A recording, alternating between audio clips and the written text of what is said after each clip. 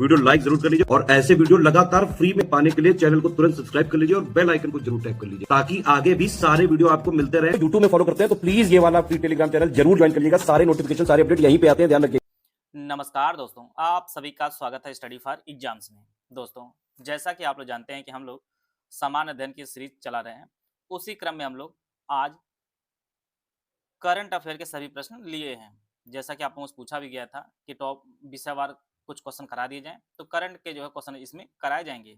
ये आपके आगामी एग्जाम जूनियर स्टेनोग्राफर और लेखपाल जैसी जितनी भी परीक्षाएं होने वाली हैं, उन सभी के लिए काफ़ी उपयोगी साबित होगी। तो आइए हम लोग देखते हैं। शास्त्रीय भाषाओं के संदर्भ में यहाँ पर दो स्टेटमेंट दिया गया है। हाल ही में सरकार ने मराठी, पाली, प्राकृत, असमिया, बांग्ला को जो है शास्त्रीय भाषा का दर्जा दिया है। अब भारत में कुल शास्त्रीय भाषाओं की संख्या 11 हो गई है। तो इसके जो है पहला जो स्टेटमेंट यह भी सही है कि मराठी, पाली, प्राकृतिक, असमिया, बांग्ला को जो है शास्त्रीय भाषा का दर्जा दे दिया गया है। दूसरा स्टेटमेंट यह भी सही है कि अब जो शास्त्रीय भाषाओं की संख्या हो गई 11 हो गई है। तो दोनों स्टेटमेंट इसके सही है। सी ऑप्शन इसका सही आंसर है। परीक्षा में यह भी पूछा सकता है, सबसे पहले जो है शास्त्रीय भाषा दर्जा किसे दिया गया था, तो तमिल को दिया गया था, तमिल भाषा को, और यह जो दिया गया था 2004 में। इससे पहले जो है संस्कृत को 2005 में, तेलुगु को 2008 में, कन्नड़ को 2008 में, मलयालम को 2013 में और ओडिया को 2014 में दिया गया था। बाकी 5 भाषाओं को शास्त्रीय दर्जा दिया गया है 2025 में। मराठी, पाली, प्राकृत, असमिया और बांग्ला, टोटल 11 हो गई हैं। सी ऑप्शन इसका सही आंसर है और यह बेहद ही महत्वपूर्ण प्रश्न आपकी परीक्षा के लिए। ग्लोबल जेंडर गैप रिपोर्ट 2025 संदर्भ में दो स्टेटमेंट दिया गया है। इस रिपोर्ट को जो है विश्व आर्थिक मंच, वर्ल्ड इकोनॉमिक फोरम ने जारी किया है। भारत 147 देशों की सूची में 131वें स्थान पर है। तो दोनों स्टेटमेंट इसका जो है सही है। इसे जो है विश्व आर्थिक मंच ने तैयार किया है इस रिपोर्ट को, और 147 देशों की सूची में भारत जो है 131वें स्थान पर है और पहले स्थान पर जो है आपका आइसलैंड है। आइसलैंड जो है पहले स्थान पर है। तो सी ऑप्शन इसका सही आंसर है। निर्यात तैयारी सूचकांक 2024-25 संदर्भ में यहाँ पे दो स्टेटमेंट दिया गया। इसे जो है नीति आयोग द्वारा जारी किया जाता है और इसमें उत्तर प्रदेश जो है चौथे स्थान पर है।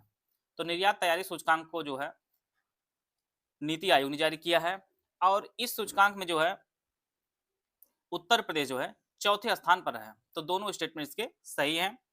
इसमें जो है लीडर्स की श्रेणी में जो सबसे पहला स्थान जो बड़े राज्यों में है वो महाराष्ट्र का है। महाराष्ट्र पहले स्थान पर है, दूसरे स्थान पर आपका तमिलनाडु है, तीसरे स्थान पर गुजरात है और चौथे स्थान पर आपका जो है उत्तर प्रदेश है। यूपी आपका चौथे स्थान पर है और यह जो है लीडर्स की श्रेणी में है। तो सी ऑप्शन इसका सही आंसर है। अगला प्रश्न हम लोग पढ़ते हैं। भारत के 92वें मुख्य न्यायाधीश सीजीआई के संदर्भ में स्टेटमेंट है। न्यायमूर्ति बी.आर. गवई भारत के 92वें मुख्य न्यायाधीश बने हैं। उन्होंने न्यायमूर्ति डी.वाई. चंद्रचूड़ का स्थान लिया है। तो यहाँ पर आपको पहचानना कौन सा कथन सही है। यहाँ पे ऑप्शन आप लोग पढ़ लीजिए। जैसा कि आप लोग जानते हैं कि वर्तमान में जो है जो 53वें बन चुके हैं सूर्यकांत, वह जो भारत के 53वें जज बने हैं। 92 जो सीजीआई बने थे वो बी.आर. गवई जी थे। पहला जो स्टेटमेंट आपका सही है और उन्होंने न्यायमूर्ति डी.वाई. चंद्रचूड़ का स्थान लिया है, यह बात गलत है। यह जो है बात गलत है। उन्होंने न्यायमूर्ति संजीव खन्ना का जो है पदभार संभाला था, लेकिन वर्तमान में जो 53वें बन चुके हैं जिनका नाम सूर्यकांत है, सूर्यकांत जो है 53वें बन चुके हैं। यह भी आप लोग नोट कर लीजिएगा। तो इसका जो पहला स्टेटमेंट वापस आई है, दूसरा गलत है क्योंकि जो है न्यायमूर्ति संजीव खन्ना का जो है पदभार संभाला था उन्होंने। अगला प्रश्न देखते हैं। भारत के टाइगर रिजर्व के बारे में यहाँ पे विचार करना है। मध्य प्रदेश के माधव राष्ट्रीय उद्यान को जो है भारत का 58वां बाघ अभ्यारण्य घोषित किया गया है। International Big Cat Alliance IBCA 7 बड़ी बिल्लियों बिग कैट्स, बाघ, शेर, तेंदुआ, हिम तेंदुआ, चीता, प्यूमा और जगुआर को संरक्षण को बढ़ावा देता है। सही कथन की पहचान करनी है। तो भारत का जो 58वां बाघ अभ्यारण्य जो घोषित किया गया है, यह मध्य प्रदेश के माधव राष्ट्रीय उद्यान को जो है 58वां घोषित किया गया है। तो पहला जो स्टेटमेंट इसका सही है और यहीं पर जो है भारत का 57वां भी घोषित किया गया था जिसका नाम रतापानी था। यह भी आपका एमपी में ही है। 57वां भी एमपी में है और 58वां भी एमपी में है। दूसरा स्टेटमेंट यह भी आपका सही है। IBCA जो है यह 7 बड़ी बिल्लियों जिनमें बाघ, शेर, तेंदुआ, हिम तेंदुआ, चीता, प्यूमा और संरक्षण जगुआर को संरक्षण देता है और इसकी जो शुरुआत है 2023 में इसकी शुरुआत हुई है। और इससे पहले जो 1 अप्रैल 1973 में जो है प्रोजेक्ट टाइगर के तहत जो है जो इसके 50 वर्ष पूरे होते हैं उसके संदर्भ में शुरू किया गया था और इसका जो है 19वां सदस्य जो है रूस बना है। तो इस प्रकार दोनों स्टेटमेंट इसके सही हैं। आईसीसी महिला विश्व कप 2025 संदर्भ में यहाँ पर दो स्टेटमेंट है। भारत ने फाइनल में दक्षिण अफ्रीका को हराकर पहली बार जो वनडे वर्ल्ड कप का खिताब जीता है। इस टूर्नामेंट का आयोजन भारत में किया गया था। तो पहला स्टेटमेंट इसका सही है क्योंकि भारत ने फाइनल में जो हराकर अफ्रीका को हराया है और पहली बार जो है वनडे वर्ल्ड कप का खिताब जीता है। और दूसरा स्टेटमेंट भी सही है, इसका आयोजन भारत में किया गया था। दोनों स्टेटमेंट इसका सही आंसर है। भ्रष्टाचार धारणा सूचकांक करप्शन परसेप्शन इंडेक्स सीपीआई 2024-25 संदर्भ में 3 स्टेटमेंट दिया गया। इसे ट्रांसपेरेंसी इंटरनेशनल द्वारा जारी किया जाता है। 180 देशों में 96वां स्थान भारत है। डेनमार्क की सूची में प्रथम स्थान पर है। तो पहला जो स्टेटमेंट यह भी आपका सही है। इसे जो है ट्रांसपेरेंसी इंटरनेशनल जारी किया है। भारत 180 देशों के रैंकिंग में जो है 96वां स्थान पर है और डेनमार्क जो है सूची में पहले स्थान पर है। तो जितने भी स्टेटमेंट तीनों स्टेटमेंट आपके सही हैं।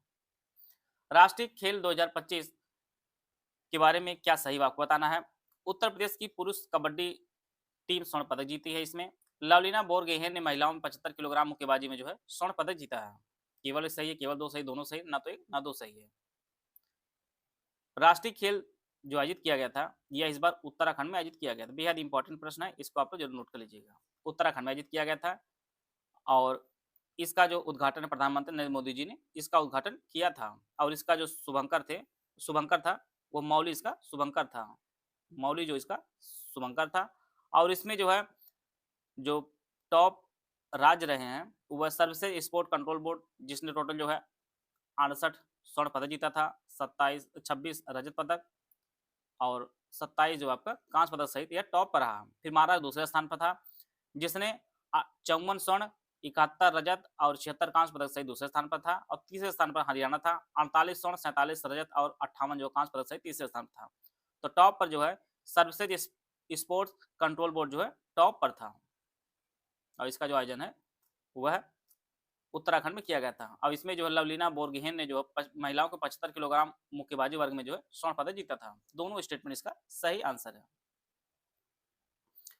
शक्ति 8 सैन्य अभ्यास जो है के संदर्भ में यहाँ विचार करना है। यह भारत और फ्रांस के बीच आयोजित एक द्विवार्षिक संयुक्त अभ्यास है। वर्ष 2025 में इसका आयोजन राजस्थान के महाजन फील्ड फायरिंग रेंज में किया गया था। तो शक्ति 8 जो है यह सैन्य अभ्यास भारत और फ्रांस की सेनाओं के मध्य आयोजित किया था। इसका आयोजन 2025 में राजस्थान के महाजन फील्ड फायरिंग रेंज में किया गया था। दोनों स्टेटमेंट इसके सही हैं। आते हैं अगला प्रश्न लोग। ऑस्ट्रेलियन ओपन 2025 के परिणाम के आपको विचार करना है। पुरुष एकल खिताब जेनिक सिनर ने जीता है। महिलाओं के एकल खिताब जो है मैडिसन कीज ने जीता है। तो ऑस्ट्रेलियन ओपन 2025 में जो है पुरुष एकल का खिताब जेनिक सिनर ने जीता है जो इटली की हैं और इन्होंने जो है फाइनल में अलेक्जेंडर जेवरेव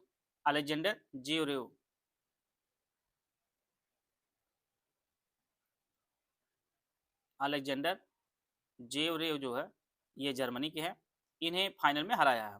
वहीं पे महिला वर्ग की बात की जाए, महिला एकल खिताब मैडिसन कीज जो यूएसए की हैं, ये आपके यूएसए, क्योंकि देश बहुत जरूरी है क्योंकि परीक्षा में देश अक्सर पूछ लेता है।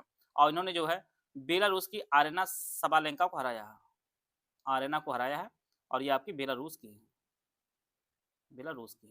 तो दोनों स्टेटमेंट इसके सही हैं। पुरुष एकल खिताब जेनिक सिनर, महिला एकल खिताब मेडिसन कीज ने जीता है। सी ऑप्शन इसका सही है। भारतीय अर्थव्यवस्था संदर्भ में यहाँ पे स्टेटमेंट दिए गए हैं दो। वित्त वर्ष 2025-26 के बजट में राजकोषीय घाटे फिजिकल डेफिसिट का लक्ष्य जीडीपी का 4.5% से कम रखा गया है। भारत वर्तमान दुनिया की तीसरी सबसे बड़ी अर्थव्यवस्था बन गया है।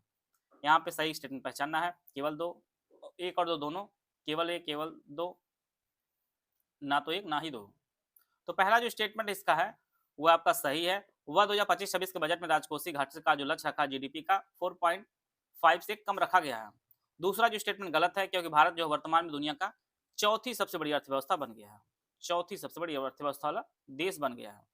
पहले पे आपका अमेरिका है, दूसरे पे आपका चीन है, तीसरे पे आपका जर्मनी है और चौथे पे हम लोग आ गए हैं भारत, और इसके बाद जापान आपका 5वें स्थान पर हो गया है। तो चौथी सबसे बड़ी अर्थव्यवस्था देश बन गया है। तो इसमें जो है केवल एक सही होगा, इसका बी आंसर इसका सही आंसर होगा। भारतीय अर्थव्यवस्था संदर्भ में यहाँ पे विचार करना है। 2047 तक भारतीय अर्थव्यवस्था को $30 ट्रिलियन बनाने का लक्ष्य रखा गया। 2025 शुरुआत में भारत का विदेशी मुद्रा भंडार $700 अरब की ऐतिहासिक स्तर को जो है पार कर गया है।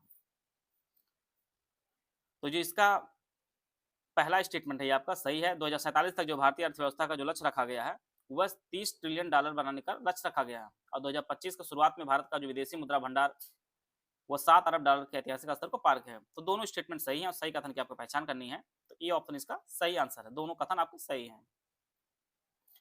भारत में प्रत्यक्ष विदेशी निवेश एफडीआई के संदर्भ में दो स्टेटमेंट है। वर्ष 2024-25 में सर्वाधिक एफडीआई सेवा क्षेत्र में प्राप्त हुआ। सिंगापुर भारत के लिए सबसे बड़ा एफडीआई स्रोत बना हुआ है। दोनों स्टेटमेंट आप लोग पढ़ लीजिए और ऑप्शन आप लोग पढ़ लीजिए। सबसे ज्यादा जो एफडीआई प्राप्त हुआ है वह सिंगापुर से सबसे अधिक एफडीआई प्राप्त हुआ है। दूसरा जो स्टेटमेंट है आपका सही है, और इसके और यह सिंगापुर से प्राप्त हुआ सबसे ज्यादा, फिर इसके बाद आपका मॉरिशस से, सिंगापुर से लगभग 30% है, मॉरिशस से लगभग 17%, यूएसए इसमें जो है 11% रहा है। तो ये सबसे अधिक जो है एफडीआई प्राप्त हुआ सिंगापुर से। भारत को जो सबसे अधिक एफडीआई प्राप्त होता है वो आपका सेवा क्षेत्र से प्राप्त होता है। तो दोनों स्टेटमेंट इसके सही हैं। सबसे अधिक एफडीआई सिंगापुर से, फिर आपका मॉरिशस से, फिर आपका यूएसए से। ये ऑप्शन इसका सही आंसर है। पद्म पुरस्कार 2025 संदर्भ में 3 स्टेटमेंट दिए गए हैं। वर्ष 2025 के लिए कुल 139 पद्म पुरस्कार की घोषणा की गई थी। इसमें पूर्व न्यायाधीश सेवानिवृत्त जगदीश सिंह खेहर को लोक सेवा के लिए पद्म भूषण से सम्मानित किया गया। मरणोपरांत पद्म भूषण प्राप्त करने वालों में प्रसिद्ध लोक गायिका शारदा सिन्हा का नाम शामिल है। कौन सा कथन सही है, इसके लिए ऑप्शन दिया गया, आप लोग ऑप्शन पढ़ लीजिए। 2025 में कुल 139 पद्म पुरस्कारों की घोषणा की गई थी, जिसमें 7 जो है 7 पद्म विभूषण थे, 7 पद्म भूषण, 19 जो आपका पद्म भूषण था, पद्म भूषण, और 113 जो है पद्मश्री था, पद्मश्री था। और जेएस खेहर जी को जो है लोक सेवा में पद्म भूषण सम्मानित किया गया, अभी स्टेटमेंट सही है। और 139 लोगों को दिया गया था, घोषणा की गई थी अभी। और ये बिहार की हैं, बिहार की कोकिला के नाम से जाना जाता है शारदा सिन्हा जी को। इन्हें मरणोपरांत जो है पद्म भूषण सम्मानित किया गया है। तो सभी स्टेटमेंट इसके सही हैं, डी ऑप्शन इसका सही आंसर है। साहित्य अकादमी युवा और बाल साहित्य पुरस्कार 2025 के संदर्भ में 2 स्टेटमेंट है। हिंदी भाषा के लिए साहित्य अकादमी युवा पुरस्कार 2025 पार्वती तिर्की को उनकी कविता संग्रह फिर उगना के लिए दिया गया है। सुशील शुक्ला को 1/12 रचना के लिए हिंदी के लिए बाल साहित्य पुरस्कार 2025 प्रदान किया गया है। तो दोनों स्टेटमेंट आपके सही हैं, सही कथन पहचान करनी है। तो सी ऑप्शन इसका सही आंसर है। हिंदी भाषा के लिए साहित्य अकादमी युवा पुरस्कार 2025 पार्वती तिर्की को उनकी कविता संग्रह फिर उगना के लिए दिया गया, और सुशील शुक्ला जी को 1/12 रचना के लिए हिंदी के लिए बाल साहित्य पुरस्कार 2025 प्रदान किया गया। सी ऑप्शन इसका सही आंसर है। यहाँ पे युग्म बनाए गए हैं 3, इनमें आपको पहचानना कौन सही सुमिलित है।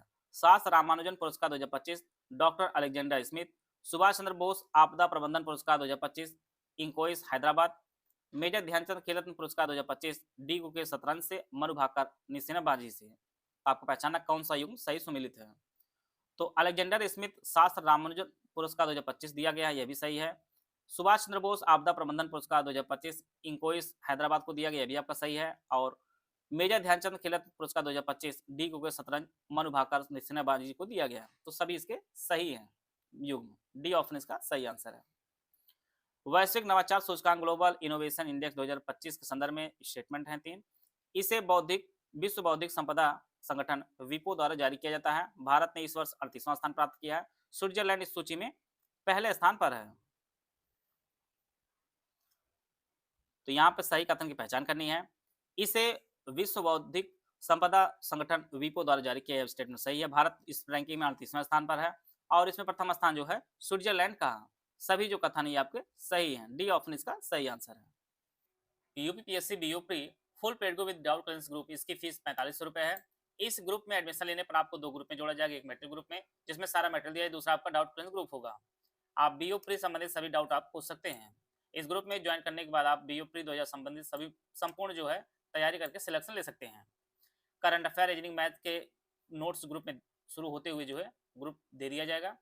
बाकी टेस्ट को, बाकी सब्जेक्ट को जो है 100 days wise classes PDF notes में दिया जाएगा। क्लासेस कंप्लीट होने के बाद सारे सब्जेक्ट वाइज कंप्लीट नोट्स आपको दे दिए जाएंगे। इस ग्रुप में कुल 22 टेस्ट कराए जाएंगे, 11 फुल लेंथ टेस्ट होंगे जिसमें 120 प्रश्न होंगे, 11 सेक्शन वाइज टेस्ट जिसमें 50 प्रश्न होंगे। इन टेस्ट में जो है ऑफिशियल सिलेबस के हिसाब से मोस्ट एक्सपेक्टेड क्वेश्चन कवर कराए जाएंगे।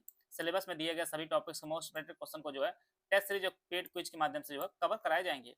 Full paid group with doubt clearance group, इसकी फीस 3300 रुपए। इस ग्रुप में जो है ऊपर वाले सारे फीचर दिए जाएंगे लेकिन डाउट क्लियरेंस नहीं दिया जाएगा। तीसरा जो ग्रुप है only study material group without test series, इसकी फीस 2300 रुपए। इस ग्रुप में जो है करंट अफेयर, रीजनिंग और मैथ्स के नोट्स शुरू में उपलब्ध करा दिए जाएंगे। बाकी सब्जेक्ट को जो है 100 डेज वाइज क्लासेज और पीडीएफ नोट्स में दिया जाएगा। क्लासेस कंप्लीट होने के बाद सब्जेक्ट वाइज जो है कंप्लीट नोट्स दे दिए जाएंगे। इस ग्रुप में डाउट क्लियरेंस और टेस्ट सीरीज जो है नहीं दी जाएगी, सिर्फ आपको स्टडी मटेरियल दिया जाएगा। ऊपर के किसी भी ग्रुप में एडमिशन लेने पर आपको पेड क्विज चैनल में भी जोड़ा जाएगा। अगर ओनली पेड क्विज ज्वाइन करना चाहते हैं इसकी फीस 850 रुपए। इसमें मोस्ट पेड क्वेश्चन जो है कुछ के माध्यम से प्रैक्टिस कराई जाएगी। ओनली टेस्ट सीरीज का जो ग्रुप है इसकी फीस 1300 रुपए। इसमें आपको 22 टेस्ट कराए जाएंगे जिसमें 11 फुल लेंथ टेस्ट होंगे और 11 आपके सेक्शन वाइज टेस्ट होंगे। पेड क्विज और टेस्ट सीरीज अगर आप लेना चाहते हैं तो इसके लिए 21 रुपये पेमेंट करके आप इस बैच से जुड़ सकते हैं। इनमें से कोई बैच आप ज्वाइन करना चाहते हैं तो 3 देंगे नंबर 8564880530, 75238644559690660890, ये 3 दिए गए नंबर। इस पर कॉल या व्हाट्सअप करके जो है बीयू से संबंधित बैच की जानकारी प्राप्त कर सकते हैं और हमारे बैच से जुड़कर अपनी तैयारी को बेहतर कर सकते हैं। G20 शिखर सम्मेलन 2025 संदर्भ में यहाँ पे 3 स्टेटमेंट दिया गया है। 2025 में G20 शिखर सम्मेलन की मेजबानी दक्षिण अफ्रीका द्वारा की गई। यह पहली बार है जब कोई अफ्रीकी देश G20 की जो है अध्यक्षता की।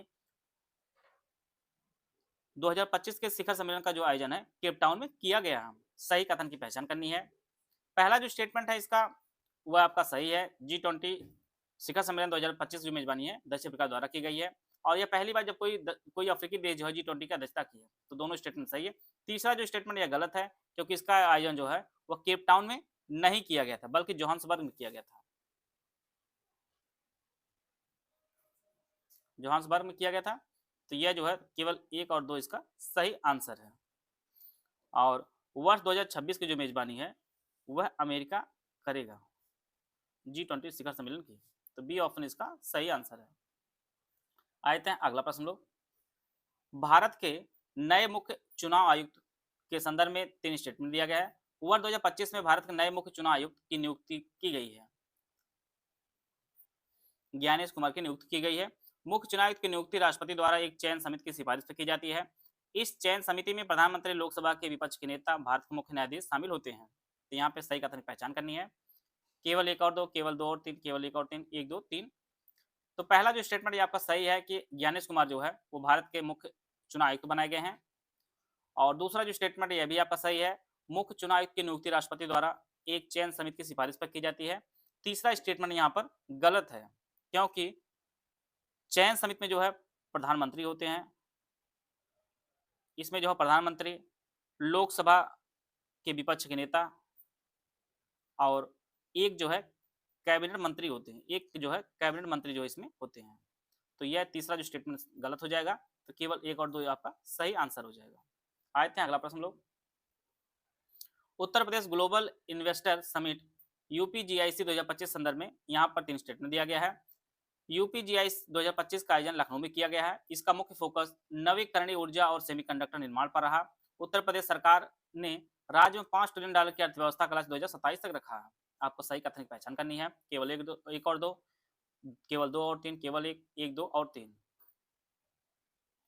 पहला जो स्टेटमेंट वह सही है। Uttar Pradesh global invest summit 2025 जो आपको लखनऊ में आयोजित किया गया था, इसका मुझे मुख्य फोकस था नवीकरणीय ऊर्जा और सेमीकंडक्टर निर्माण पर था। तीसरा जो स्टेटमेंट वह गलत है क्योंकि उत्तर प्रदेश सरकार ने जो है $1 ट्रिलियन की अर्थव्यवस्था जो लक्ष्य है वह 2027 तक रखा है। वह आपका 2027 तक रखा है। इसका जो पहला और दूसरा जो आपका सही आंसर होगा कि केवल, तो इसका जो ऑप्शन ए है इसका सही आंसर है। तो इस प्रकार जो है आज कुछ महत्वपूर्ण करंट अफेयर के प्रश्न हम देख लिए हैं। आशा है आप सभी को बहुत कुछ जानने को मिला होगा। मिलते हैं नेक्स्ट वीडियो, तब तक जय हिंद, जय भारत।